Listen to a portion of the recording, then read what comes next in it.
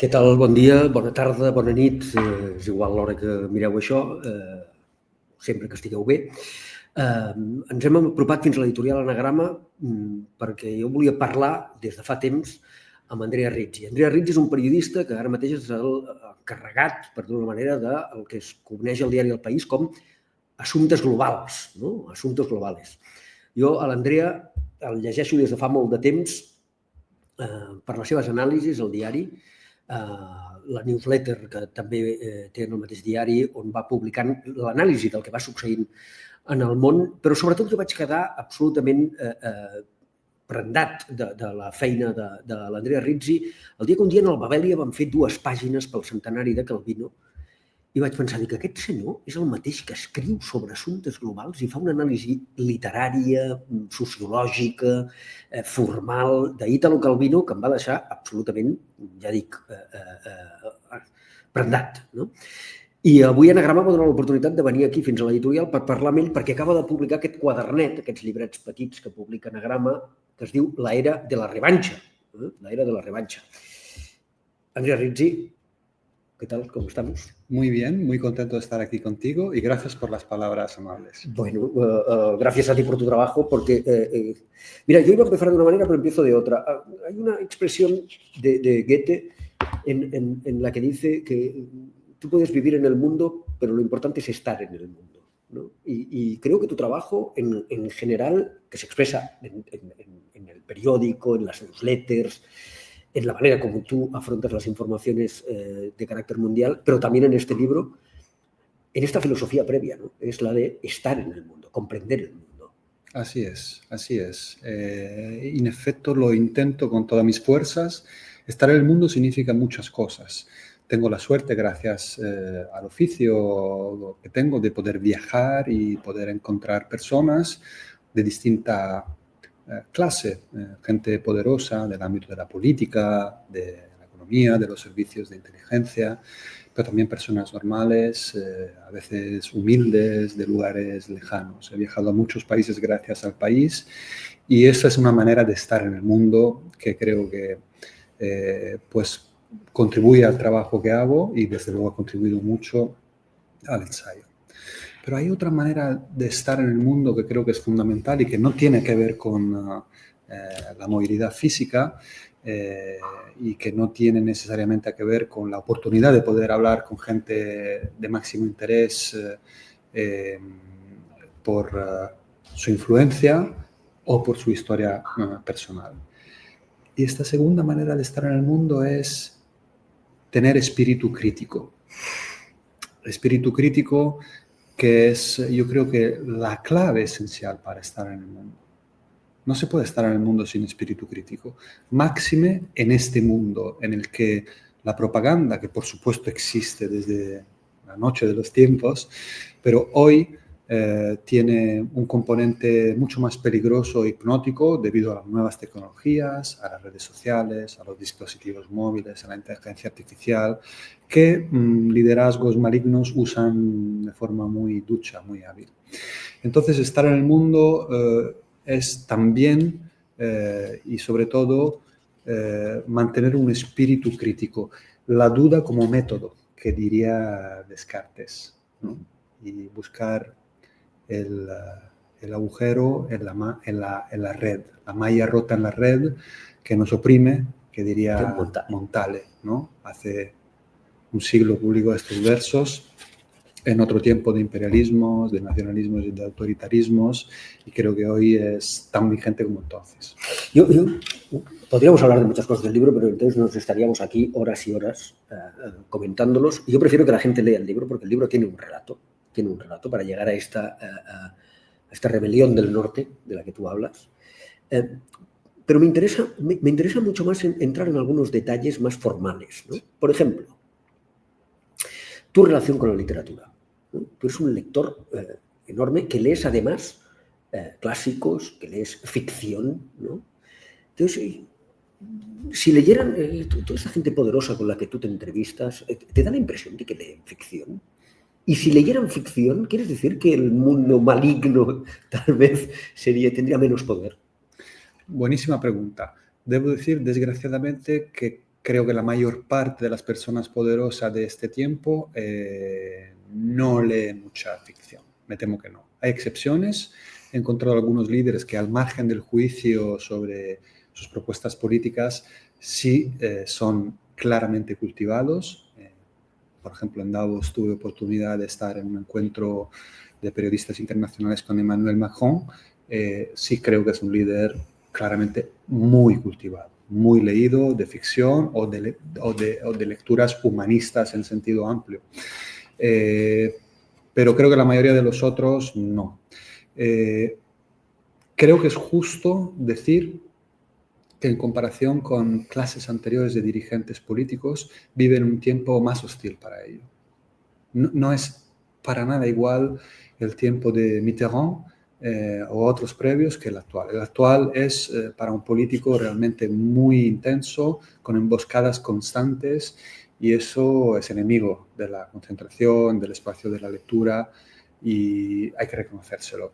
Pero desde luego pienso que les vendría muy bien defender un tiempo de lectura humanista, sea de ficción o no, sea de filosofía, de clásicos, de poesía. Y desde luego lo creo tanto que he pensado que para este libro, que es un libro que intenta explicar la transición hacia una nueva época, con una clave geopolítica, con una clave socioeconómica, he pensado que para este libro, y para el cual a primera vista no es evidente que sea oportuno insertar ahí en el relato referencias literarias, yo pensé que era esencial hacerlo, porque creo que los grandes escritores son conocedores profundos del alma humana. El alma humana siempre explica también la política y, por ende, la geopolítica.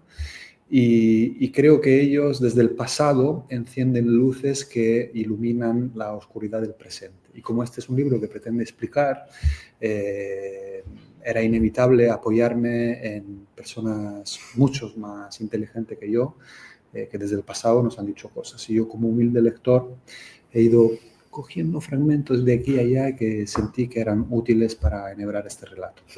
Si vamos al libro La Era de la Revancha, partes de una conversación que se produce entre Xi Jinping y Putin en un momento en el que ellos deciden que el nuevo orden internacional lo tienen que fijar ellos con sus condiciones, y por tanto la cuestión de los derechos humanos o la cuestión de los derechos individuales pasa a otro ámbito, ¿no? Es decir, quien tiene que volver a mandar es el Estado, ¿no?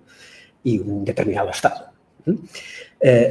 Leyendo el libro me acordé, trasladando, que es un recurso bastante fácil, en la famosa frase de James Carville de Clinton, en la campaña de Clinton-Bush del 92, cuando decía eso: es la economía, estúpido. Y yo, cuando leí el libro, pensé, digo, es la democracia, estúpido, ¿no? Efectivamente, yo creo que vivimos en un tiempo que representa una amenaza fortísima para la democracia. Y uno de los anhelos del libro es hacer ver hasta qué punto esta amenaza es real y consistente. El episodio que mencionas es un episodio relevante por dos motivos. Ese día, en ese encuentro, 21 de marzo de 2023, por la tarde firman una declaración conjunta que dice esto de forma clara, que la democracia y los derechos humanos no son valores universales. Son valores relativos que los estados a los que tú te has referido tienen derecho de conjugar de forma acorde a sus tradiciones. Pero claro, es que los derechos humanos son universales o no son. Y la democracia lo mismo. Por supuesto que es legítimo construirla con distintos sistemas electorales, distintas arquitecturas constitucionales, pero hay valores esenciales que me temo que son innegociables y son universales. O son o no lo son. Esto firman por la tarde, pero luego después ese encuentro es interesante por lo que ocurre también al final del día. Cenan en esta sala fastuosa del Kremlin y luego después Putin acompaña a Xi Jinping al coche oficial, es ya el término de la visita de Estado. Están en la calle y unas cámaras captan un momento. Yo a estas alturas no tengo claro si eran conscientes o no, pero captan el intercambio, captan los traductores que hacen su trabajo. Entonces ahí Xi Jinping le dice una cosa que había dicho ya antes, pero con una coletilla que en cambio le da todo un significado enorme. La cosa que dice es, asistimos a cambios sin parangón en los últimos 100 años. Por cierto, los mismos 100 años de los versos de Montale. Pero luego añade una coletilla y dice, cuando estamos juntos, los pilotamos. Conducimos estos cambios trascendentales. Entonces, claro, si uno piensa esto, lo conecta a lo que había en la declaración pública que firmaron los dos líderes, entiende que aquí hay un movimiento coordinado y hay un movimiento que significa que no podemos estar para nada tranquilos con respecto a la solidez de la democracia y de los derechos humanos como valores universales. Esto me temo que se ve exacerbado después de la victoria de Donald Trump, que creo que representa un desafío igual de problemático desde Occidente.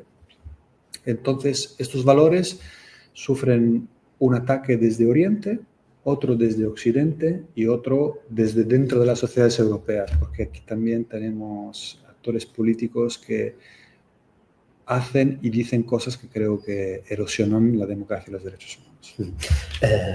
Da la sensación de que después de esta conversación, bueno, ya Donald Trump ya estaba y todo, ¿no? Pero la sensación de que Donald Trump lo que quiere hacer es ser Xi Jinping americano. Absolutamente correcta la sensación de que tiene aspiraciones autoritarias. Hace poco tuve la suerte de poder dialogar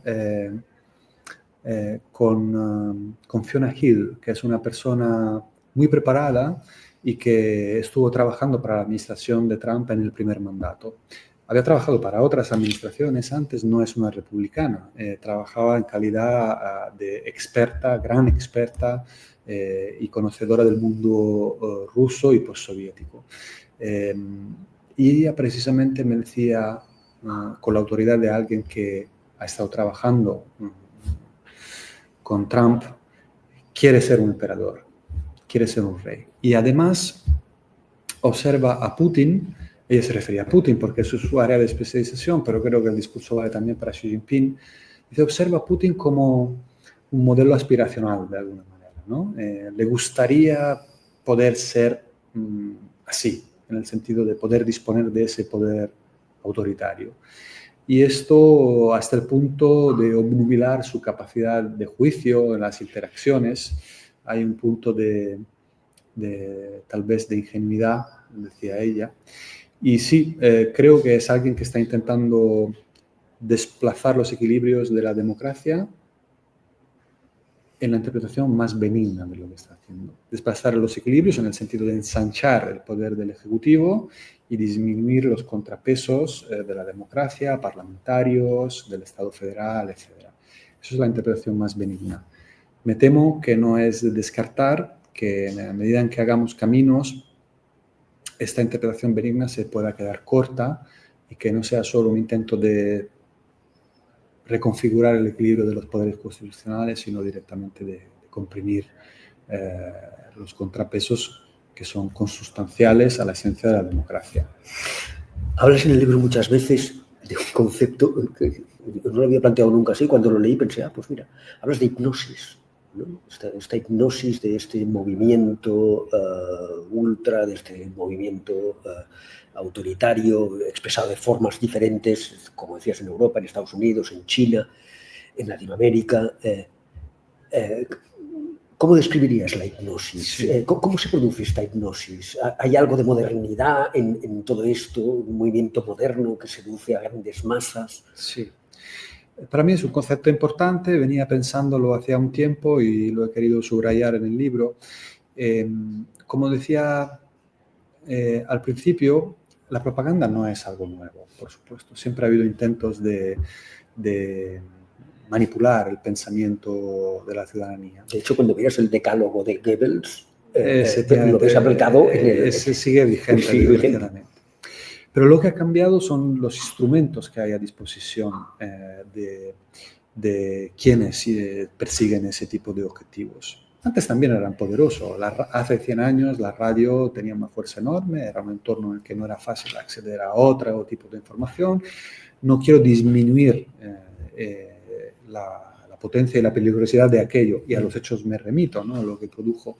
Pero creo que ahora es una insidia realmente muy problemática, porque esta conjunción de voluntades y capacidades, por las herramientas tecnológicas que existen ahora, tiene el potencial de producir esa hipnosis, que es realmente un adormecimiento de la capacidad de discernimiento, tal por el cual, por ejemplo, asistimos en Estados Unidos a un fenómeno asombroso que consiste en que clases populares que pueden tener motivos legítimos de descontento por los efectos colaterales de la globalización o de la revolución tecnológica, han acabado sosteniendo al proyecto político de un señor que es un multimillonario, acompañado hasta hace poco por la persona más rica del mundo, y que en su primer mandato, por ejemplo, aprobó una reforma fiscal que fue objetivamente beneficiosa solo para el 1% más rico del país.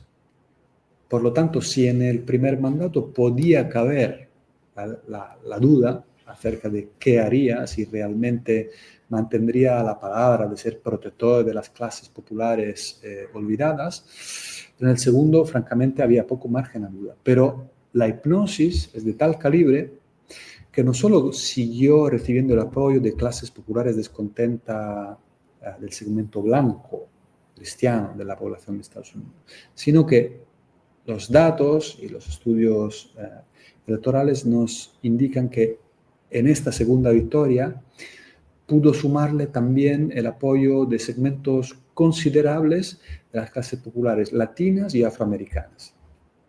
Entonces, la hipnosis es de tal calibre que amplios sectores de las clases populares deciden apoyar un líder que retóricamente dice ser protector de ellas, promete ser su venganza, su retribution, pero en realidad los hechos demostraron en el pasado que no hay nada de eso. Pero la hipnosis logra ese efecto. ¿Por qué? Porque quienes desde ámbitos mediáticos o de la academia o de los centros de pensamiento o de la política intentan evidenciar esa contradicción, realmente no logran establecer un nexo de comunicación con esa otra parte de la sociedad. Hay un abismo.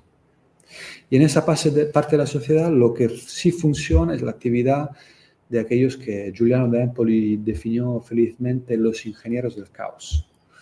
Ellos han sabido auscultar las tripas de esa parte de la sociedad, han sabido interpretar ese malestar, manipularlo en su provecho y luego cabalgarlo. Y desde este otro ámbito de la sociedad, pues hay una actividad de racionalización, de explicación, que no logra conectar con esa gente. Entonces la hipnosis sigue, ¿no? Y tenemos el reto de lograr establecer una conexión comunicativa con estas personas. No tiene que haber ningún paternalismo en esto, y estamos perdiendo. Yo voy a ir terminando. Yo insisto que no quiero explicar el libro, porque este es un libro que, aparte es un libro que tiene también su relato, ¿no? Porque aparte haces una cosa que te permite, es una licencia, una trampa, ¿no? que está muy bien, que es esta cita inicial de Calvino, ¿no? Dice, el infierno de los vivos no es algo por venir. Si hay uno, es el que ya existe aquí. El infierno que habitamos todos los días, que formamos estando juntos. Es decir, esta es una descripción de este mundo infernal en el que vivimos. Hay muchas referencias al infierno de Dante. Pero cuando digo la licencia es que, claro, al final del libro, y no podemos revelarlo, ¿no? Esta cita de Calvino se desarrolla. Sí. Y entonces ahí es donde hay este concepto también de la rebelión del norte, sí. ¿No? que tanto me ha sorprendido, porque a veces siempre pienso, bueno, es que claro, tenemos esta mirada, antes decías lo de paternalista, y pensaba, hombre, pero es que claro, nuestra mirada europea siempre ha sido una mirada como muy paternalista, como muy... Hemos gobernado el mundo, ¿no? Cuando el mundo solo éramos nosotros, ¿no? Y entonces me ha interesado mucho este concepto de la rebelión del norte. Sí. tenemos que comprender a fondo el paso a una nueva época. La metamorfosis. La metamorfosis. Esa yo creo que la tarea primaria. Y entonces el libro aspira a explicar. Es una propuesta interpretativa, válida como otras, pero ese es su anhelo. Y el libro está estructurado con distintos recursos de una manera para que sea accesible a la ciudadanía, que no sea un libro solo para los expertos. Por eso tiene recursos sorpresivos, tiene anécdotas como las que he mencionado de Xi Jinping y Putin, tiene una estructura que es tripartita en homenaje a Dante, pero no solo en homenaje a Dante, sino porque creo que tenía sentido y que facilitaba la lectura. Entonces, todas estas cosas, incluida el hecho de que la cita de Calvino se anuncia pero se despliega al final, tienen una lógica de acercamiento a las personas, hacer que la lectura sea agradable, no perder por el camino el lector ciudadano, no el experto. Y eso es respondiendo a la primera parte de tu observación. Y para ir respondiendo a la segunda parte de tu observación en cuanto a la rebelión,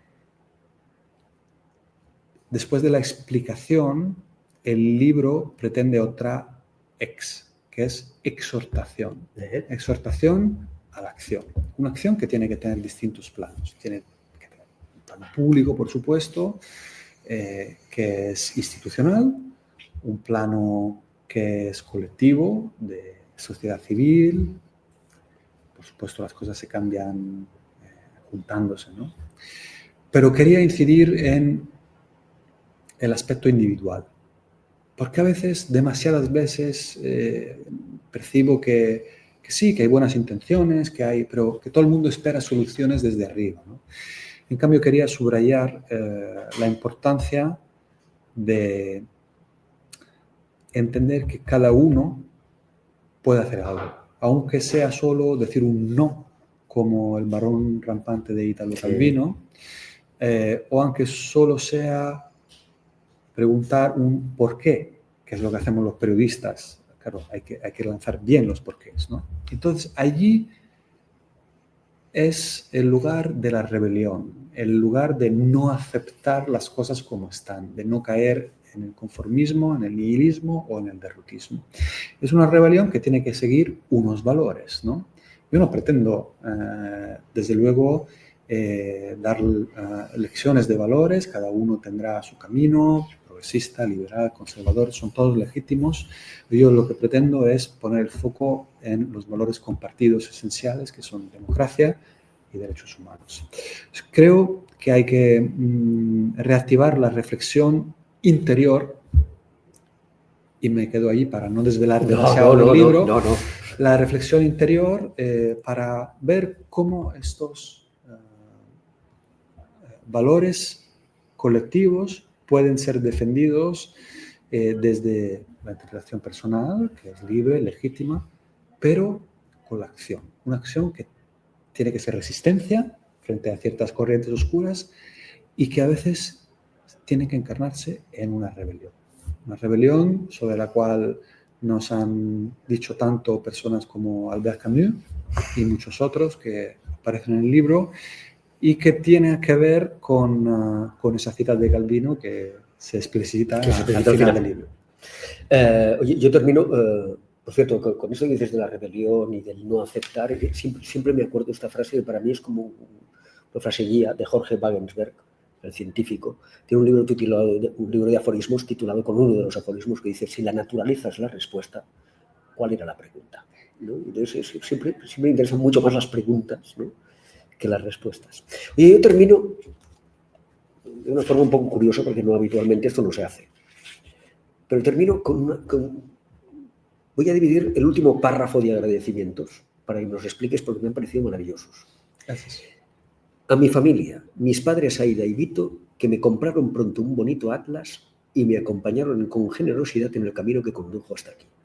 Esto del atlas me ha parecido maravilloso porque es una de las situaciones que yo siempre recuerdo, la asignatura de geografía con el atlas y te enseñaban el mundo. ¿Dónde estaban las cosas?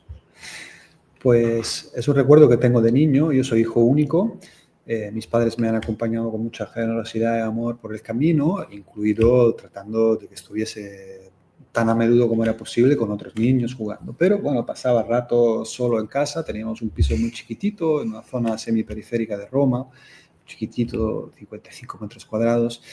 Y bueno, pues me han siempre animado, sin presionar, a la lectura, a explorar, etc. Y me compraron este atlas tan bonito que todavía tenemos en su casa. Lo he querido dejar en la casa de ellos.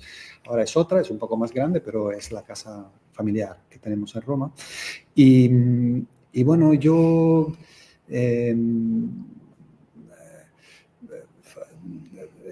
me tiré una cantidad de horas impresionante con ese atlas, ¿no? Y fantaseaba y los colores de los países en el mapa político y bueno, pues creo que me abrió una ventana de pensamiento. Y me gusta contarte que, curiosamente, sin que yo le empujara a ello, yo tengo 2 hijos y uno de los 2, que se llama Leo, ahora tiene 12 años, curiosamente, de forma muy natural, ha encontrado ese atlas en la librería de casa de mis papás. Cuando vamos a verles, estamos en su casa, y lo saca y lo mira, igual que yo, tirado en el suelo, ahí con el atlas desencuadernado en el suelo, y se pasa bastante tiempo. Claro, debe alucinar, ¿no? Sale la RDA, sale Chequia, perdón, sale Checoslovaquia, sale Yugoslavia. Es un mundo que ha desaparecido, pero el efecto de seducción es igual. A mi mujer Cristina, que siempre me revela colores que no están en los mapas y yo no sé ver solo, y sin cuyo apoyo este libro no habría tenido el espacio para nacer. Sí. ¿Ella es periodista? No, Bien. No tiene nada que ver, es del mundo de números, estudió farmacia y somos muy complementarios. Y realmente lo que he escrito es una verdad fundamental de nuestra vida. Me aporta desde la capacidad de sentir, percibir cosas que mi naturaleza y me ha hecho claramente mejor, ¿no? Al estar con ella. Y esto es una riqueza de la que estoy muy feliz. Es muy importante esto porque muchas veces en todas las profesiones se produce esta endogamia, ¿no? En la que vas a comer a casa de unos amigos que son todos periodistas, están casados, incluso algunos, y entonces la conversación no sale del mundo periodístico. No hay manera de volver el mundo. Puedo asegurarte que en el ámbito del periodismo esto es muy frecuente. Sí, lo sé. Yo creo que más que en otras profesiones. Lo sé. Y termino. A nuestros hijos Leo y Martina, cuya mirada me exponía a ser mejor y que siempre me dan otra oportunidad cuando me equivoco, deseándoles ser de mayores unos espléndidos rebeldes, cada uno de la manera que sienta más suya. Sí. Yo creo que es importante reconocer los errores, tener la integridad de reconocerlos sin ambajes. Es a partir de ahí que se construye, ¿no? Y muchas veces hay esta percepción equivocada de que mejor ponerlos debajo de la alfombra. En mi oficio ocurre, que ha sido el tuyo durante mucho tiempo también.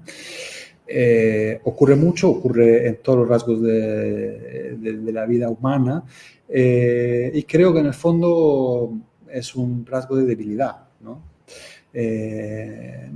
No es una debilidad reconocer errores, es al contrario algo esencial. Yo me equivoco mucho en todo lo que hago y desde luego también en ser padre. Y entonces creo que es un rasgo importante para intentar construir, porque hay un mundo lleno de gente que trata de destruir. Este libro intenta favorecer la construcción. ¿Cómo no iba a reconocer mis errores después de haber, a lo largo del libro, tratado de señalar errores de unos y otros, por cierto, sin eurocentrismo, es decir, reconociendo muchos errores de Europa, de Occidente, tratando de acoger el punto de vista del sur, por ejemplo, del mundo. Y entonces me parecía esencial, al final del todo, señalar, yo me equivoco.